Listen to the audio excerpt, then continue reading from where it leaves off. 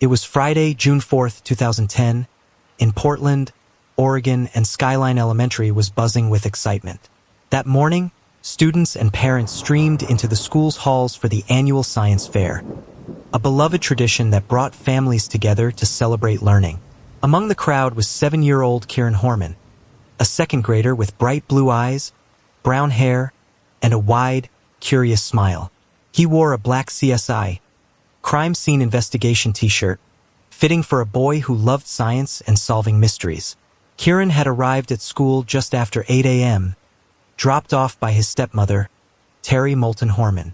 She'd helped him carry his tree frog science project into the school and even took a photo of him standing proudly in front of his display. A photo that would later become haunting. By all accounts, Kyron was excited, smiling, and perfectly fine. At around 8:45 a.m., Terry said goodbye and watched Kyron walk down the hallway toward his classroom. But that was the last time anyone saw him. Before we continue, if you're drawn to stories like this, real, emotional, and unsolved, don't scroll away. Like, share, subscribe, and click the notification bell so you don't miss the rest of Kyron's story. Later that morning, the school day continued as usual, except Kyron never showed up for class. His teacher marked him absent, assuming he had an appointment or was running late. No one reported anything suspicious. No one noticed anything unusual. It wasn't until 3:30 p.m. when Kyron's father, Kyron Horman, arrived at the bus stop expecting to pick him up, and Kyron never got off the bus. That alarm bells rang. Frantic calls were made. The school was contacted. That's when the truth came crashing down. Kyron had been marked absent all day. The school assumed he wasn't coming, but his family thought he had been there the whole time. Within hours, police were called. The school was placed on lockdown. Parents, teachers, and staff were questioned. A massive search began across the school grounds, surrounding woods, and nearby roads. Law enforcement, search and rescue teams, and even neighbors joined in. But there was no sign of Kyron. That weekend, the largest search effort in Oregon history was launched. Hundreds of volunteers combed the forested hills near Skyline Boulevard.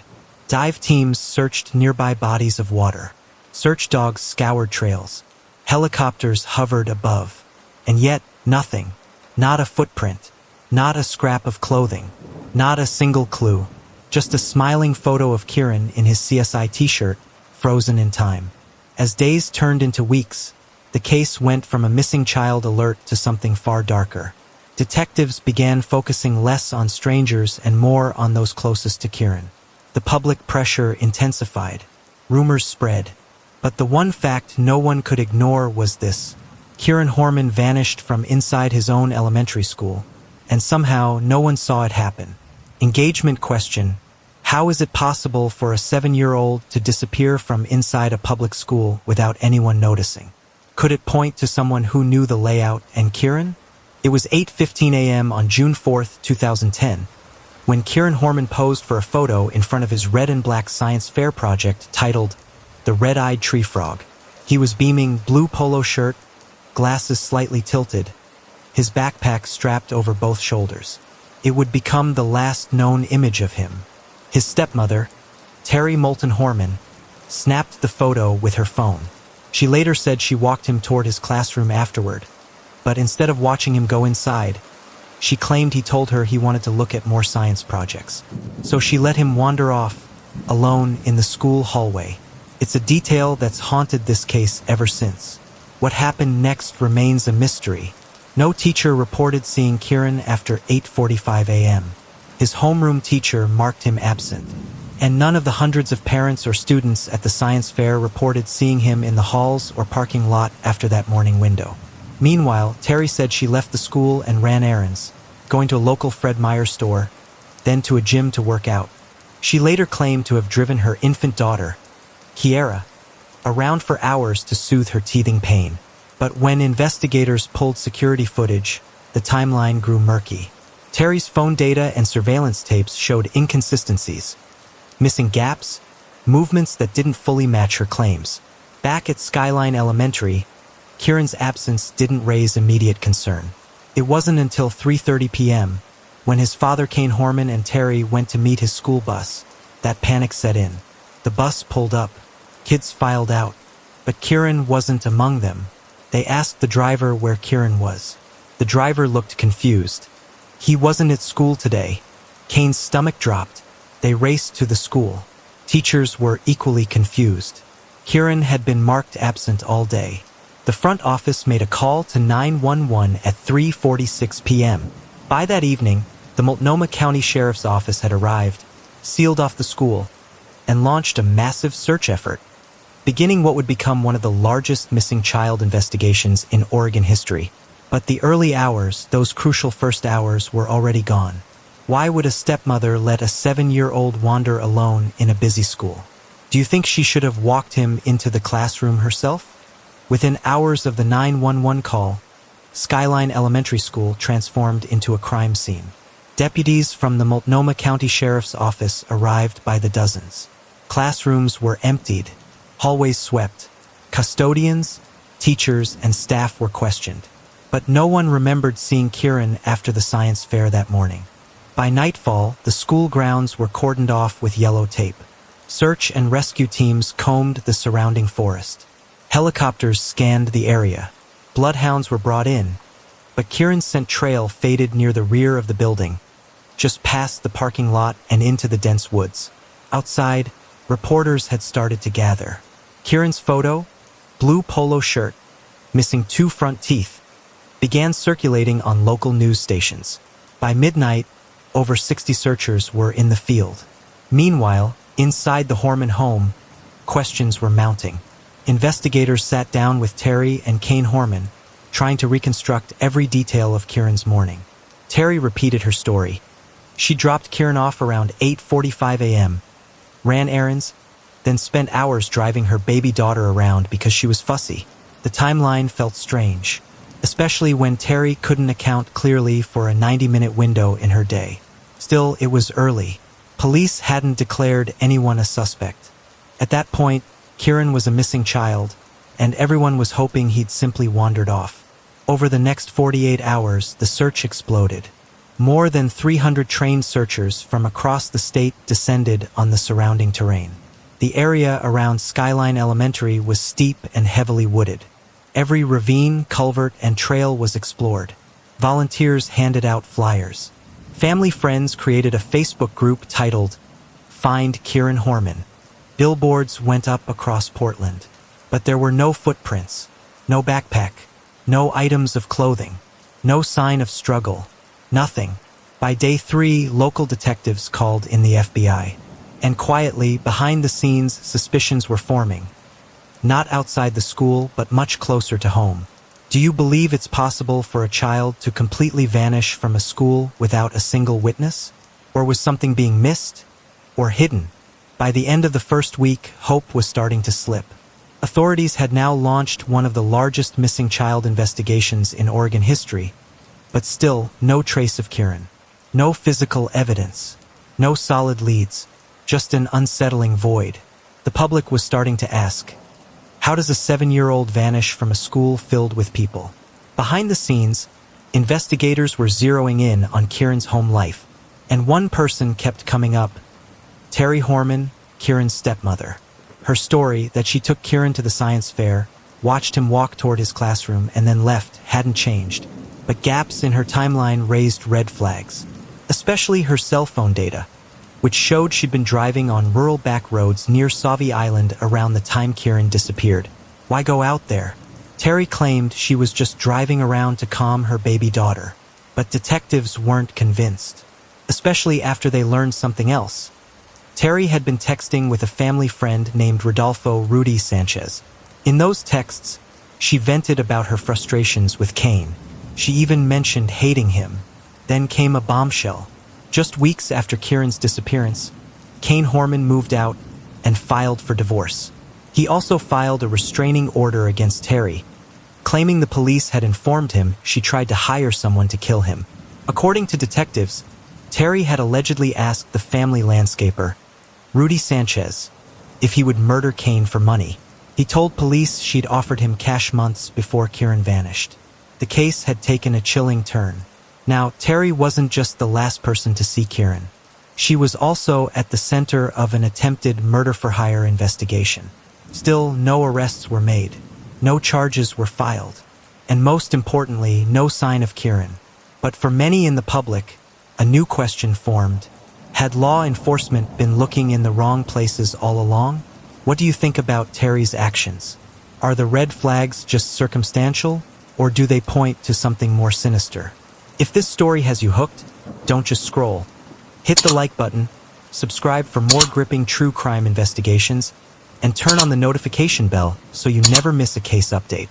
By late June 2010, 3 weeks had passed since Kyron Horman vanished. Search crews had combed forests, drainage systems, and waterways around Skyline Elementary School, but there was still no trace.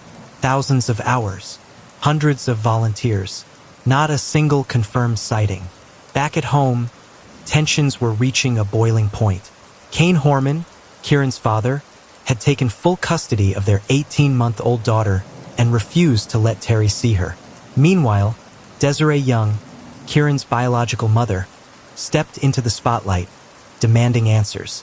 At a press conference, Desiree stood beside Kyron, trembling. "I know in my heart," she said, her voice shaking, "that Kyron didn't just walk away. Someone took him, and I believe that person is watching us now." Terry remained silent. She stopped cooperating with police. She didn't show up to press events. She didn't do interviews. Her lawyer said she had nothing new to add. Investigators were growing frustrated. They believed Terry knew more than she was saying, but without a body or direct evidence, they were stuck. And every day that passed made it harder. Then came a cryptic twist. Terry's close friend, Dee Spiker, suddenly became a person of interest. She had reportedly left work abruptly the day Kyron went missing, and couldn't account for a critical 90-minute window. Why would someone abandon their job, turn off their phone, and refuse to explain it? Terry and Dee denied any wrongdoing, but law enforcement believed they were protecting each other. A friendship of silence that kept the truth just out of reach. And through it all, one truth remained. Kyron was still gone. No ransom demand, no credible sightings, no proof of life or death, just a growing cloud of suspicion, and a little boy's empty desk at school. What do you think Dee Spiker's role was in this case? Is her disappearance from work that day just a coincidence? Or something more? By early July 2010, detectives with the Multnomah County Sheriff's Office were working behind the scenes with a clear focus. Terry Horman. They couldn't charge her, but they believed she was hiding something. And then, something unexpected happened. Kyron Horman filed for a restraining order against Terry. The documents were explosive. In them, Kyron claimed police had uncovered an attempted murder-for-hire plot. He said that months before Kyron vanished, Terry had tried to hire their landscaper, Rodolfo Rudy Sanchez, to kill him. According to the affidavit, Rudy had come forward after Kyron disappeared. He told investigators Terry offered him money to get rid of Kyron. At first, authorities thought it was a possible misunderstanding. But under polygraph, Rudy passed. The evidence was enough for Kyron to take action. He moved out with their daughter and filed for divorce. And in his sworn statement, Kyron said he believed Terry was involved in Kyron's disappearance. Terry denied everything. She claimed the landscaper was lying, that Kyron was using the situation to destroy her life. But the damage was done. Terry was now isolated. No child, no home, and a growing wall of suspicion. Still, there were no arrests. Police kept circling the case like vultures. Subpoenas, search warrants, interviews, but without a confession or solid evidence tying Terry to Kyron's disappearance, the case remained stuck. And for Kyron and Desiree, the waiting was unbearable. Every empty lead felt like salt in a wound. And with each press conference, their pleas grew more desperate. "We just want Kyron home," Desiree said softly, her hands shaking. "Please, tell us where he is." But silence echoed louder than ever. If Terry really did try to hire someone to kill Kyron, what does that say about what she might be capable of in Kyron's case? Could this plot be the key to unlocking the truth? If you want more gripping true crime stories like this, make sure you like, share, subscribe, and turn on notifications so you never miss a part. As investigators dug deeper into Terry Horman's behavior before and after Kyron's disappearance, they uncovered a troubling gap, a critical window of time that lacked clarity. Between 8:45 a.m. and 1 p.m. on June 4, 2010, Terry claimed she had been running errands, including visiting a Fred Meyer store and driving her infant daughter around to soothe her teething. On paper, it sounded routine, but cell tower data painted a murkier picture. Phone records showed her movements didn't quite align with her story. Terry had told police she stayed in the general area of Portland, but her phone had pinged near Sauvie Island, a remote area filled with backroads, waterways, and dense woods. It wasn't proof, but it was deeply suspicious. What would bring her to Sauvie Island that day? Why didn't she mention it to police? Adding to the puzzle, Terry reportedly failed 2 separate polygraph tests administered by investigators. She later walked out of the 3rd attempt before completing it. Then came the deleted messages. Police discovered that Terry had deleted several text messages around the time Kyron disappeared. Some were between her and a friend, Dee Spiker, who would soon become a central figure in the case. According to reports, Dee left her job abruptly on June 4th, during that same unaccounted-for window, and was allegedly unreachable for about 90 minutes. She later denied any involvement in Kyron's disappearance. Still, police couldn't ignore the timing. 2 women, 1 missing boy, and a pattern of vague answers, shifting timelines, and erased data. They brought Dee in for questioning. She cooperated but insisted she knew nothing about Kyron's fate. No charges were filed. But behind the scenes, investigators believed both women were hiding something. Meanwhile, Kyron's face was still plastered across the city. Flyers, billboards, TV screens. But the leads were dwindling, and the public was growing restless. 10 days had passed, and there was still no trace of Kyron Horman. What could Terry have been doing on Sauvie Island that morning? And why didn't she tell police about it? Could those deleted texts between her and Dee hold the key to Kyron's whereabouts? By the 2nd week of the investigation, the hope that Kyron had simply wandered off had faded. Behind closed doors, investigators were zeroing in, and the person under the most scrutiny was Terry Horman. It wasn't just the inconsistencies in her timeline, or the mysterious trip to Sauvie Island, or the deleted texts. It was all of it, layered with her behavior after Kyron vanished. Detectives had asked her to take a polygraph test. She agreed, but what followed only deepened suspicions. Terry reportedly failed 2 separate polygraph examinations. On the 3rd attempt, she walked out before completing it. The questions had focused on whether she had any knowledge of Kyron's whereabouts or involvement in his disappearance. She later told friends the questions were confusing, that the process was flawed. But law enforcement wasn't convinced. They believed she was hiding something. At the same time, Kyron's father, Kyron Horman, was struggling. Publicly, he remained composed, giving short statements and appearing in press conferences. But privately, he was unraveling. He had stood by Terry at first. But as the investigation unfolded, Kyron began to doubt her version of events. Tension at home grew unbearable. Then came a moment that changed everything. Investigators came to Kyron with a shocking allegation.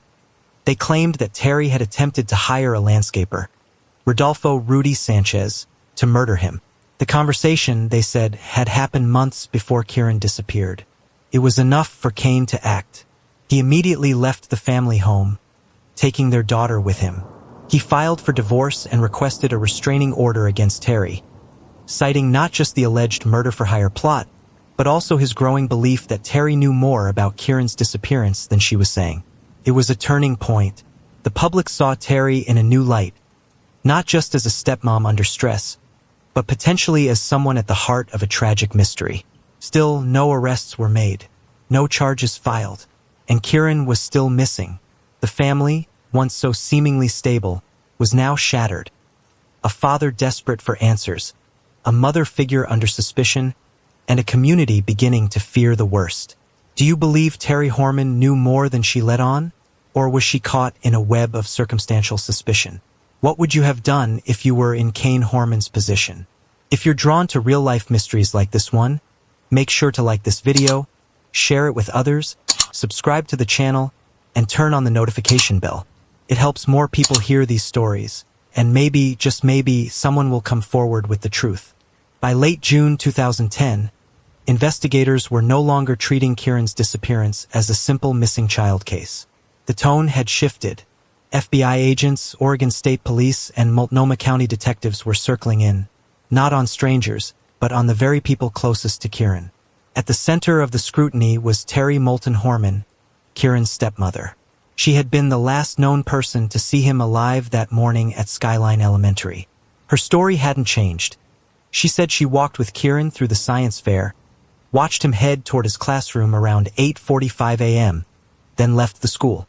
But the timeline after that, it was full of holes. Terry claimed that after leaving the school, she ran errands, first to a Fred Meyer store, then driving her baby daughter Kiara around for an extended period to soothe her. She said she wanted to give Kiara time to nap, so she drove country roads for about an hour and a half before going to the gym. But when law enforcement obtained Terry's cell phone records, they began to see inconsistencies. Her phone pinged off towers that didn't align perfectly with the path she claimed. It suggested she might have gone somewhere else entirely, somewhere she hadn't admitted to. Meanwhile, a bizarre twist added more heat to the case. Terry's close friend Dee Dee Spiker suddenly stopped cooperating with police. Dee Dee had been helping care for Terry and Kyron's father, Kane, in the aftermath of the disappearance. But when investigators questioned her about the day Kyron vanished, she became evasive. On June 26th, less than a month after Kyron disappeared, Kyron Horman moved out of the family home and took legal action.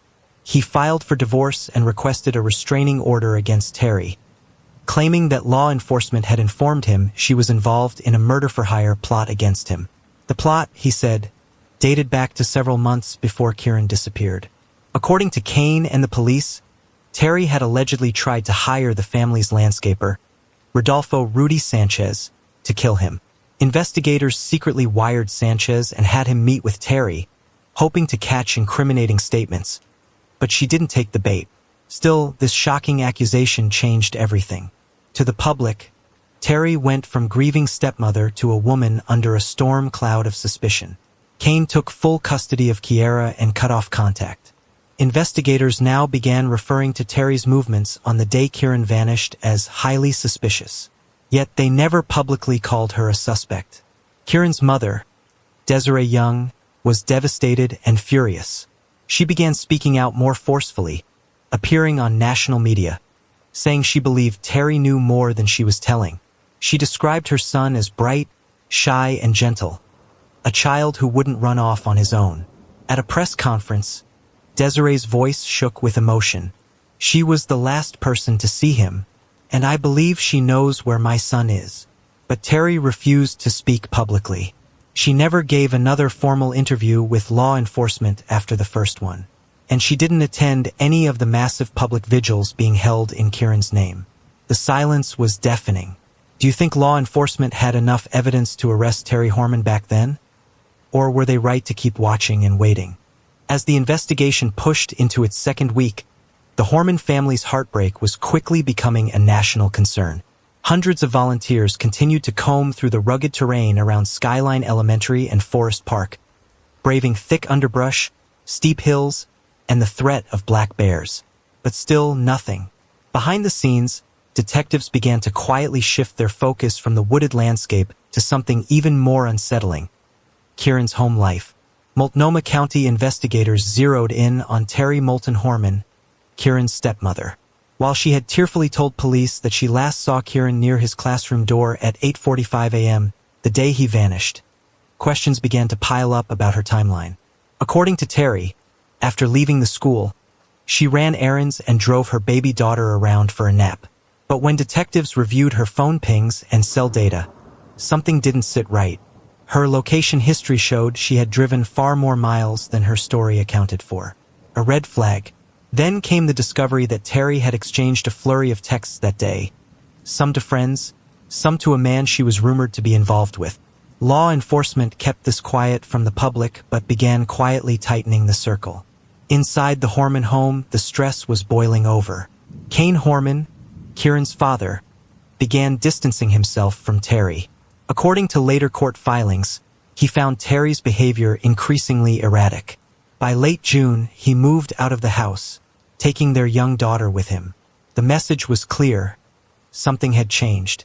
At a press conference, investigators remained tight-lipped but hinted that the case was evolving. "We are exploring every possibility," one officer said. "We believe someone in this community knows what happened to Kyron." Still, no arrests were made. No charges. Just whispers. As public interest surged, national news crews camped outside the Horman home.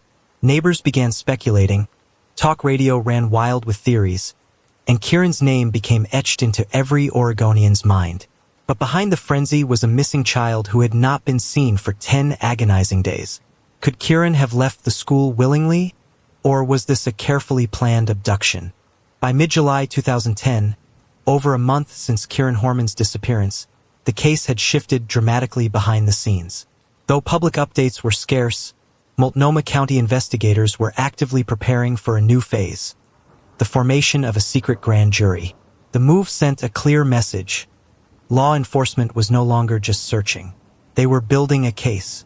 Although no one had been arrested, Kyron's stepmother, Terry Horman, had now become the clear focus of the investigation. Detectives began quietly subpoenaing witnesses.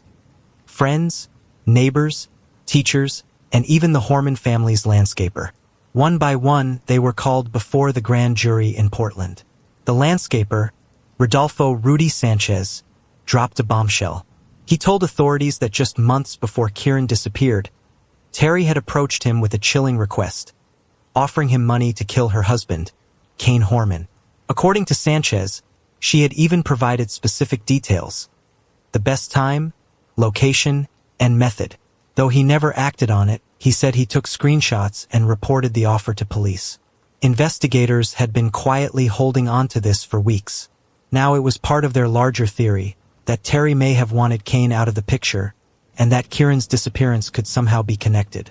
Meanwhile, Kyron filed for divorce and secured a restraining order.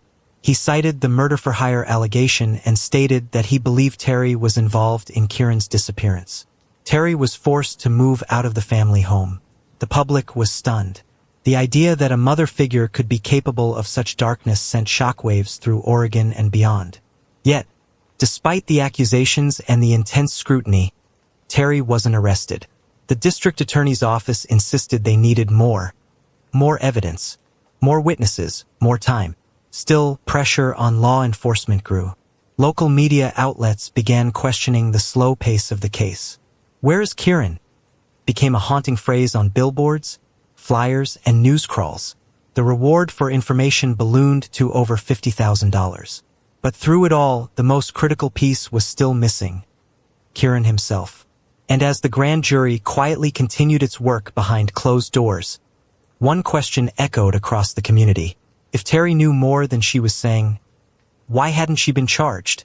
By late summer 2010, investigators turned their focus to something cold, clinical, and damning: cell phone data. Terry Horman's behavior had already raised red flags, but her cell phone records from June 4th, the day Kyron vanished, revealed even more troubling gaps. Between the hours of 10 a.m. and 1:30 p.m., Terry's phone had pinged off multiple towers, some in locations inconsistent with her stated errands. She claimed she had taken her daughter on a long drive to soothe her teething, including a stop at Sauvie Island for a peaceful ride and to take photos. But the data didn't fully support her timeline. Even more suspicious, there was a roughly 90-minute window where Terry's location couldn't be verified. During this period, Kyron's whereabouts were already unknown, and his last confirmed sighting, according to the school's log and witness accounts, was just before 9 a.m. that morning. Investigators believed this unaccounted time might be the key to solving the mystery. Simultaneously, they zeroed in on Terry's digital footprint. Her search history revealed disturbing patterns. Past Google queries on how to make someone disappear, how to change identities, and other red flag phrases. Though some of these searches were months old, they painted a deeply troubling picture. Then came the failed sting operation. With help from Kyron Horman and the landscaper, Investigators wired Rudy Sanchez in hopes of catching Terry in a recorded confession about the murder-for-hire plot or Kyron's disappearance. But Terry didn't take the bait. She remained guarded, calm, careful. Frustrated but undeterred, detectives continued to build their circumstantial case, hoping the grand jury would uncover something more direct, more prosecutable. Meanwhile, Desiree Young, Kyron's biological mother, grew more vocal. At press conferences, she pleaded through tears. If someone knows something, please come forward. Kyron deserves to be found. He deserves justice. But no new tips came in. No new sightings. No forensic breakthroughs. No body. Kyron's case remained in limbo, between suspicion and silence, with one woman at its center and a boy still missing. Could a timeline full of gaps finally break this case open? If you want more true crime stories like this, with real facts and emotional depth, like, share, subscribe, and click the notification bell so you never miss any story on this channel. In late August 2010, nearly 3 months after Kyron vanished, the investigation entered a quieter but more serious phase, the convening of a secretive Multnomah County grand jury. This wasn't announced with press releases or TV coverage, but for those following closely, it was a major shift. The focus was no longer on mass search parties or school interviews.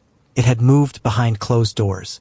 Grand juries are used when authorities believe a crime may have occurred but need sworn testimony and subpoena power to pursue it.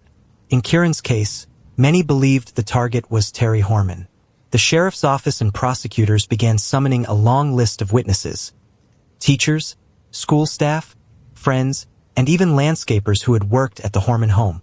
They wanted to reconstruct the days leading up to Kyron's disappearance and examine Terry's behavior in painful detail. Kyron Horman, Kyron's father, testified. So did Desiree Young, Kyron's biological mother. Both were under a no-contact order with Terry by then. A restraining order had been issued against her in July, after Kyron claimed police told him she tried to hire a hitman to kill him. Desiree, who had once shared parenting time with Terry, was now convinced that Terry knew more than she was saying. "I believe she has information that she's not sharing," she told reporters after her testimony. "And I want answers." But the grand jury proceedings were sealed. The public would never know what was said, who testified in what order, or what, if anything, was uncovered. No indictment came, no charges were filed, and the clock kept ticking. At the same time, law enforcement quietly ramped up digital analysis. Phone records, text messages, and even Terry's email accounts were reviewed. But nothing seemed to cross the threshold of proving guilt. There was no forensic evidence, no body, no confession. The investigation had narrowed to Terry, yet the case remained frustratingly stuck in limbo. Some believed the grand jury was a tactic, pressure designed to break someone close to Terry. Others thought it was a last-ditch effort to gather something, anything that could hold up in court. But as summer turned to fall, one fact became clear. Kyron was still missing, and no one had been held accountable. And then came a chilling update: the release of new search warrants suggesting investigators were looking at Skyline Road near Sauvie Island. What had they found? Why that location? The public was left guessing. Do you think the grand jury was close to revealing something? Or was it just another dead end in the search for Kyron? Let us know in the comments. By late 2010, frustration was boiling beneath the surface of the investigation. Hundreds of leads had gone cold. Search efforts had scaled down.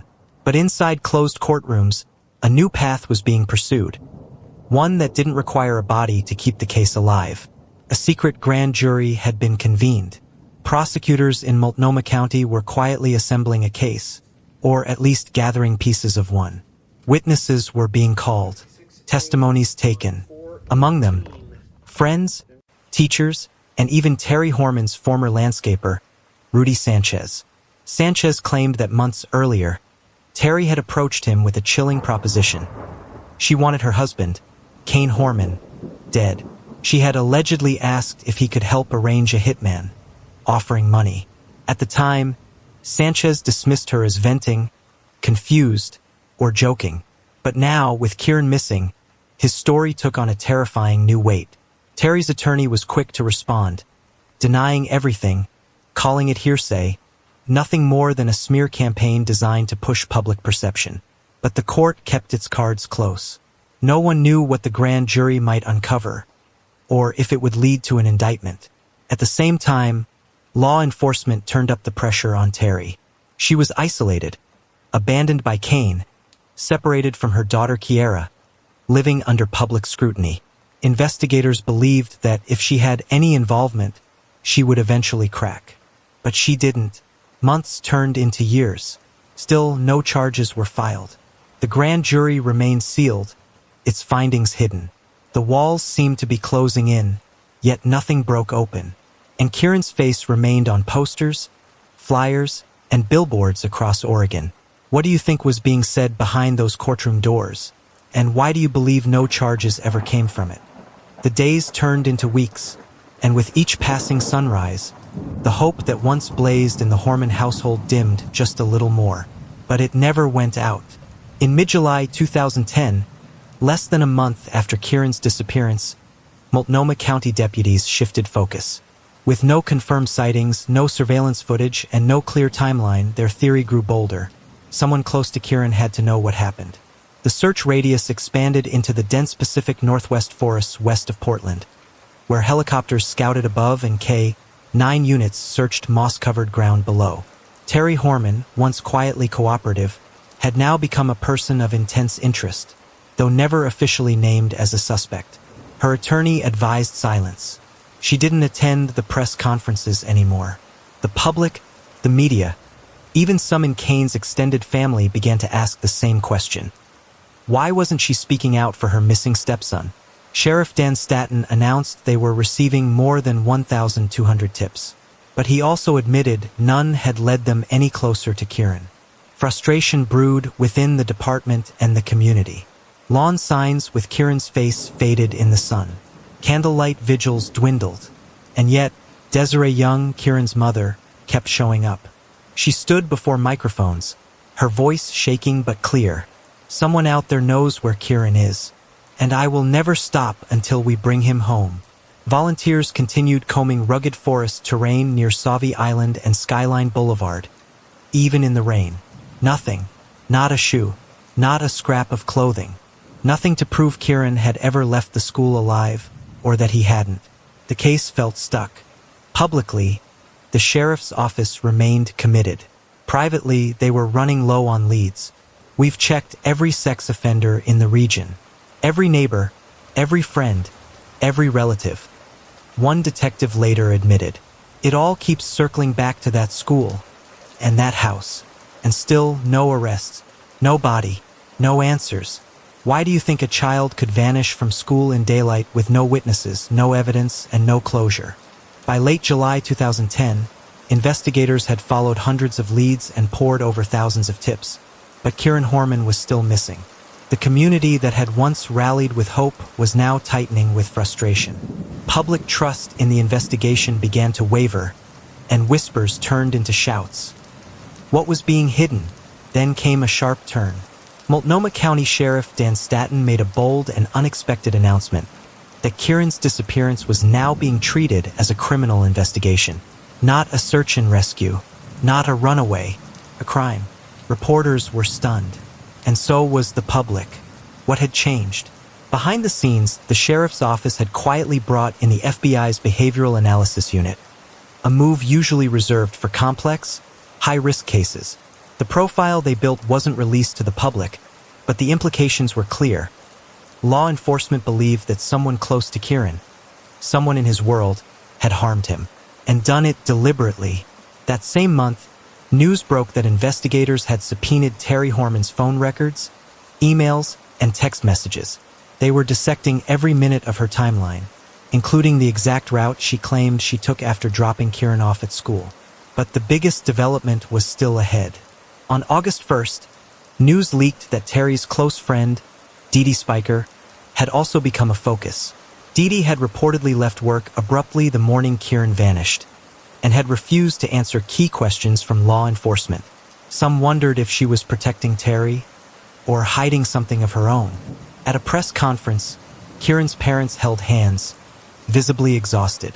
Desiree Young's voice cracked as she pleaded, If you know something, anything, please come forward. He's out there. He needs us. As more people lawyered up and media scrutiny intensified, one thing became clear. This wasn't just a missing child case anymore.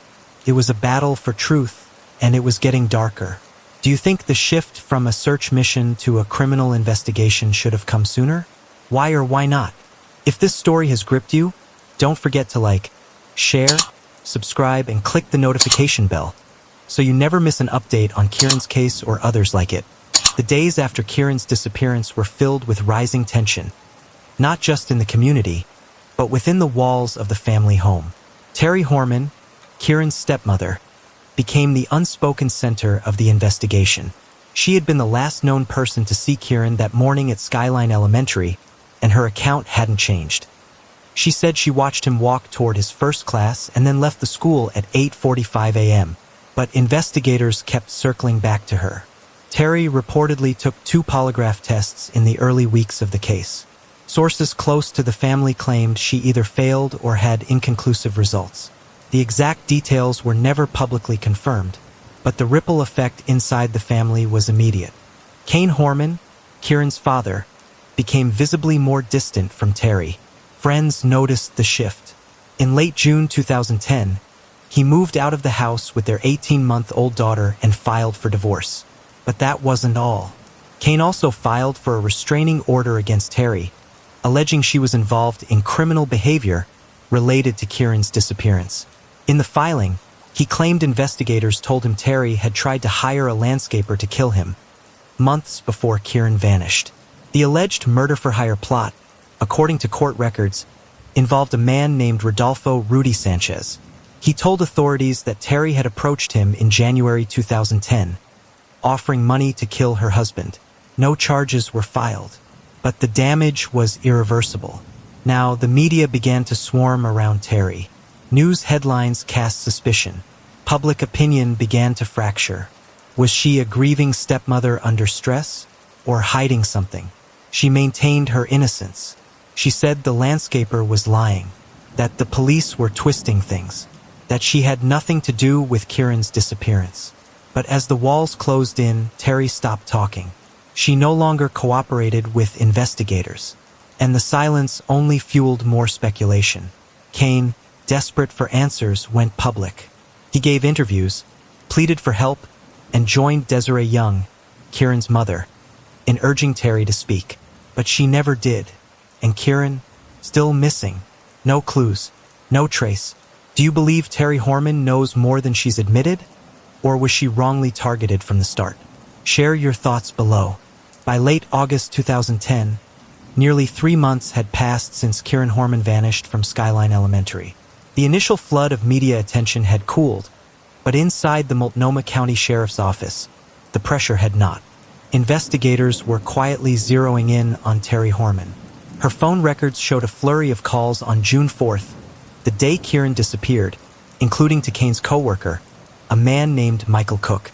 That detail didn't seem alarming at first, but when investigators dug deeper, they found that Terry and Cook had exchanged hundreds of text messages in the days after Kyron went missing, many of them flirtatious. Then came the bombshell. Kyron Horman filed for divorce and a restraining order against Terry in late June, alleging that law enforcement had told him Terry had attempted to hire a hitman months earlier, asking her landscaper if he would kill Kyron. That landscaper, Rodolfo Sanchez, had gone to police. According to investigators, he passed 2 polygraph tests. He said Terry approached him twice in January 2010 with the request. The news was stunning, not just to the public, but to those close to the case. And while no charges were ever filed over the alleged murder-for-hire plot, it deepened the suspicions swirling around Terry. Still, no one had been arrested in connection to Kyron's disappearance, and the focus on Terry wasn't enough to bring Kyron home. Meanwhile, Desiree Young, Kyron's mother, spoke publicly, her voice shaking with both fear and resolve. "I believe Terry knows what happened to my son," she said, urging her to cooperate. The community was split. Some held out hope Terry was being unfairly portrayed. Others were convinced the stepmother was hiding something. Rumors swirled. Tips poured in. But Kyron remained missing. How could someone disappear from a school full of teachers, students, and parents without a single confirmed witness? What do you think the text messages and the alleged murder-for-hire reveal about Terry's state of mind in the weeks before Kyron vanished? Could they be connected, or just a disturbing coincidence? As investigators dug deeper into the tangled events of June 4, 2010, they turned their focus to something that had long been shrouded in speculation: the polygraph tests. Terry Horman, Kyron's stepmother, had reportedly taken multiple polygraph tests in the days following his disappearance. Law enforcement never publicly released the exact results, but sources close to the investigation told reporters that she had failed 2 of them. Specifically, questions related to Kyron's whereabouts and whether she had told the full truth about her timeline raised red flags. Terry's attorney later argued that polygraphs are not reliable indicators of truth, and that the stress of the situation could have impacted the results. Still, the lack of clear answers only deepened suspicion. Meanwhile, Desiree Young, Kyron's biological mother, became increasingly vocal. She had initially defended Terry, even thanking her at a press conference.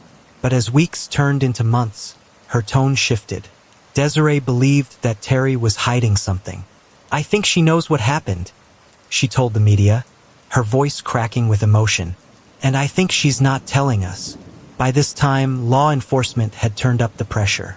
They served multiple search warrants, including one at the Horman residence. They took computers, phones, and boxes of documents. None of it, however, resulted in an arrest. In an even more dramatic turn, police reportedly asked Kyron Horman, Kyron's father, to participate in a ruse. They wanted him to try to get Terry to confess while secretly recording their conversations. Kyron agreed, but Terry never admitted to anything. Not then. Not ever. Kyron would later move out and file for divorce. He also sought and received a restraining order against Terry. In the filing, he accused her of trying to hire a landscaper to kill him. The alleged murder-for-hire plot had been reported to police weeks after Kyron vanished, but investigators only made it public once tensions within the family erupted. Terry denied the accusation. She called it a lie, but the damage was done. Public opinion turned sharply against her. She stopped speaking to the media, and despite being the last known person to see Kyron, she remained silent. The case stalled. Tips continued to trickle in, but none led to Kyron. Billboards went up. Searches resumed in new areas. But it all circled back to one truth the community couldn't ignore. A little boy had vanished in broad daylight from his school, and no one, not even those closest to him, could explain how or why. And yet, Terry Horman never faced charges. Theories swirled, but evidence remained elusive. As one investigator put it, "We're missing the one piece that ties it all together." And so the silence deepened, and the question lingered. Do you believe Terry Horman knows more than she's ever admitted? Or has she become a scapegoat for a mystery no one can solve? With no arrest and no public explanation, the focus on Terry Horman only grew more intense. Every movement, every past detail of her life was scrutinized. The media dubbed her the most hated woman in Oregon, not because of what was proven, but because of what was suspected. Journalists uncovered a history of strained relationships and inconsistencies in her story. Terry had once been accused of road rage involving her son, James. She had been involved in online feuds, but none of it directly connected to Kyron. Still, public opinion continued to tilt against her. Kyron Horman made multiple appearances on national news shows, repeating the allegation that Terry had attempted to hire someone to kill him. In his words, "She's dangerous, manipulative, and knows what happened to my son." But Terry never responded publicly to these claims. Meanwhile, Kyron's biological mother, Desiree, became the face of a grieving but relentless search. She held press conferences, pushed for legislation in Kyron's name, and kept his photo in the public eye. Her pain was raw, her resolve unshaken.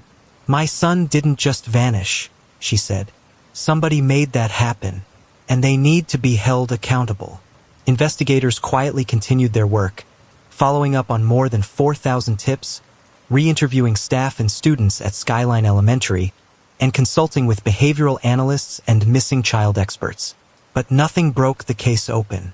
Theories ranged from Terry acting alone, to accomplices helping her cover something up, to more disturbing possibilities, including human trafficking or a random abduction that exploited the science fair's chaos. But no one was ever arrested. No charges were filed. The case remained open, yet frozen in uncertainty. One of the last public updates came years later, when Desiree accused Terry of using burner phones and deleting messages to evade police. Terry didn't refute the claims. She simply remained silent. Eventually, she moved out of Oregon entirely. More than a decade had passed since Kyron walked into his school wearing his black CSI t-shirt and vanished. The school year ended. The science fair posters were taken down. But Kyron's empty seat remained in every classroom and every heart that followed the case. Do you think the police ever had enough evidence to make an arrest? Or did one critical piece of the puzzle vanish along with Kyron? If you're following Kyron's story, don't miss what's coming next. Like, share, subscribe, and click the notification bell so you never miss a piece of the truth. As 2015 rolled in, 5 long years since Kyron Horman disappeared, the weight of time had dulled public urgency, but for Desiree Young, that clock ticked louder every day. She didn't just want answers. She wanted justice. She refocused her fire toward Terry Horman, who was still refusing to sit down with investigators. And despite a long list of red flags, law enforcement had still not arrested her. But one piece of information began gaining renewed attention. A series of cell phone pings from Terry's phone the day Kyron vanished. Initially, these pings didn't raise major alarms. Terry claimed to have driven her infant daughter around to soothe her while running errands, including going to a Fred Meyer store and emailing her gym instructor. But as technology advanced, investigators were able to narrow down her phone's signal range with better precision. And what they saw didn't align with the story she had always told. Instead of pinging near the grocery store or her home, the phone had been active near rural areas, wooded regions west of Portland. These were places that, investigators believed, might have offered cover for someone trying to hide evidence. The problem? They had no physical proof. There was no body, no weapon, no direct eyewitness. Just technology, circumstantial suspicions, and a timeline that didn't fully make sense. And that left law enforcement in a brutal limbo, unable to act, but unable to let go. Meanwhile, Terry had moved out of state, changed her name multiple times, and even started a new life in California. But the cloud over her never lifted. In 2016, she made headlines again, not for cooperating with Kyron's case, but for filing restraining orders against former boyfriends, one of whom accused her of threatening his children. It was an ugly cycle. Every move she made publicly seemed to confirm the worst fears of Kyron's family. Yet still, she remained free. In a rare statement to the media, Terry continued to deny any involvement in Kyron's disappearance. "I have done nothing wrong," she said. "The real person responsible is still out there." For Desiree and Kane, those words were hollow. The pain of losing a child never goes away. But the torment of knowing who might be responsible and watching them walk free was its own kind of agony. And yet, in the shadows of all the theories and accusations, one possibility remained that no one wanted to say out loud. What if Kyron was still alive? What if he had been taken, not by someone with a personal vendetta, but by a stranger or a trafficking ring or someone hiding in plain sight? That hope, however faint, was still alive in the hearts of those who loved him. And it's what kept them searching. What do you think? Was the cell phone data enough to arrest Terry? Or was law enforcement still waiting on something bigger? It was a detail that had gone unnoticed for weeks, buried in a sea of data pulled from cell towers around Skyline Elementary on June 4, 2010. Terry Horman's cell phone pinged off a tower that placed her near Sauvie Island just after 10:30 a.m., the same time her whereabouts were already under scrutiny. Investigators reanalyzed that signal. The tower data showed her phone had stayed in the area for roughly 90 minutes. Long enough, detectives argued, for someone to dispose of evidence or even a body. But there was no proof she had done either. Sauvie Island had already been searched in the early days. Dogs, divers, drones. Still no sign of Kyron. But the renewed focus on her cell phone location reopened old questions with sharper urgency. Why had Terry claimed to be running errands at that exact time? Why had she not mentioned Sauvie Island at all in her statements? Meanwhile, emails surfaced. Not casual messages, but deeply personal, emotional ones Terry had sent to a friend in the months leading up to Kyron's disappearance. In them, she allegedly expressed frustration with Kane and the stress of living in the blended family. One line stood out. "Sometimes I feel like disappearing myself." Detectives saw those emails as a window into her state of mind, but not as direct evidence of guilt. Terry's attorney dismissed them as nothing more than venting, arguing that no mother, guilty or innocent, should have her private words used against her in the court of public opinion. But Kyron Horman saw it differently. In a media interview, he said, "If someone's words and actions both raise red flags, we have to stop ignoring them. This isn't about blaming. It's about bringing Kyron home." Public frustration was boiling over again. 10 years had passed, and with each anniversary, the case seemed to grow colder. The 2020 vigil marked not just a decade of loss, but a community still caught in limbo. A young boy's face frozen in time, a family left in pieces, and a trail of circumstantial evidence that seemed to go in circles. Then came a decision that reignited debate. Law enforcement officially reclassified Kyron's case from a missing child to a criminal investigation. It wasn't just semantics. It meant they believed a crime had occurred, and likely someone had gotten away with it. But who, and why had no charges ever been filed? In the background, Terry Horman had moved to California, changed her name, and attempted to rebuild her life. She remained legally uncharged, but forever linked to the most high-profile child disappearance in Oregon history. What would it take to finally break this case? Do you believe the key to solving Kyron's case lies in re-examining digital evidence like cell phone data? Or is there someone still withholding the truth? Share your thoughts in the comments. It's been years since the Multnomah County Sheriff's Office declared the case of Kyron Horman an active criminal investigation. But even with time marching on, the pace of progress has remained painfully slow. In 2020, a glimmer of renewed hope emerged when law enforcement acknowledged new leads had come in. But they were careful, almost guarded, about what they shared. The Horman case had become something else over the years. Not just an unsolved disappearance, but a warning.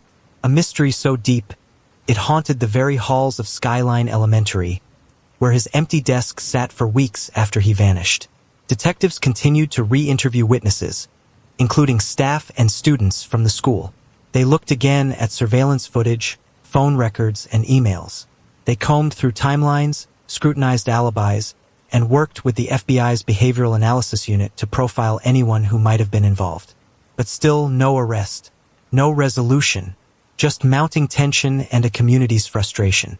The focus had never fully shifted away from Terry Horman. Despite her repeated denials and lack of formal charges, many, including Desiree Young, Kyron's biological mother, remained convinced that Terry knew more than she was saying. Desiree publicly called for her arrest more than once, describing her as a danger to society. Terry, for her part, moved out of state and eventually changed her name. She attempted to rebuild her life outside the glare of Oregon's headlines, but journalists and true crime sleuths continued to follow her every move. Interviews with those close to her painted conflicting pictures. Some described her as misunderstood, while others hinted at manipulation and secrecy. Through it all, Kyron's face remained. On posters, on bumper stickers, on the wall of hope that still stood near the school. His image became a symbol, not just of a missing child, but of a system struggling to answer a family's desperate cry for justice. The Multnomah County Sheriff's Office insists the investigation is ongoing. They say someone out there knows the truth, someone who hasn't spoken, or hasn't said enough. But as the years stretch on, the question becomes harder to ignore. What happens when time becomes the enemy of truth? Do you believe that someone close to Kyron is still hiding a piece of the puzzle? Or is this a case that will only break with new technology, or a long overdue confession? Let us know your thoughts in the comments. Kyron Horman should be 21 years old today. He should be walking across a college campus, texting his mom, cracking jokes with friends, maybe planning the rest of his life. But instead, His name remains frozen in headlines and missing posters. A child trapped in time, 7 years old, wearing a CSI t-shirt, smiling beside a science fair project, and vanishing into thin air on June 4, 2010. Over the years, Kyron's story has haunted Oregon. His absence became a wound that never healed. At Skyline Elementary, his empty desk was quietly removed. Teachers still pause when they pass the hall where he was last seen. In 2015, Kyron Horman publicly pressed for a renewed investigation. He called on lawmakers to fund better resources for missing children cases and on the public to never forget. "This is about more than Kyron," he said. "It's about making sure no other parent has to live this nightmare." Even with hundreds of leads, advanced technology, and national media attention, no solid answers have emerged. A recent age progression photo released by the National Center for Missing and Exploited Children shows Kyron with short brown hair and a more mature face, a haunting vision of who he might be today. But for all the efforts, questions still outnumber answers. Where did Kyron go after 9 a.m. that morning? Who saw him last? Truly saw him and said nothing? And why has no one come forward in 14 years with something concrete? Today, the billboard on Highway 26 still reads, "Missing Kyron Horman, $50,000 reward." His mother, Desiree, still shares updates on the Find Kyron Horman Facebook page. She writes on every birthday and every June 4th. Her hope is unwavering, but her pain is raw. "I made a promise to Kyron," she once said. "I will never stop looking." The case remains open. The FBI, local law enforcement, and Kyron's family continue to urge anyone with information, no matter how small, to come forward. If you know anything about the disappearance of Kyron Horman, please contact the Multnomah County Sheriff's Office at 503-823-3333 or the National Center for Missing and Exploited Children at 1-800-THE-LOST. Do you think someone close to Kyron knows the truth but is still hiding it? Why do you think this case has remained unsolved for so long? Let's talk in the comments. If this case moved you, like, share, subscribe, and click the notification bell so more people can help bring attention to unsolved stories like Kyron's. Thank you for staying with us.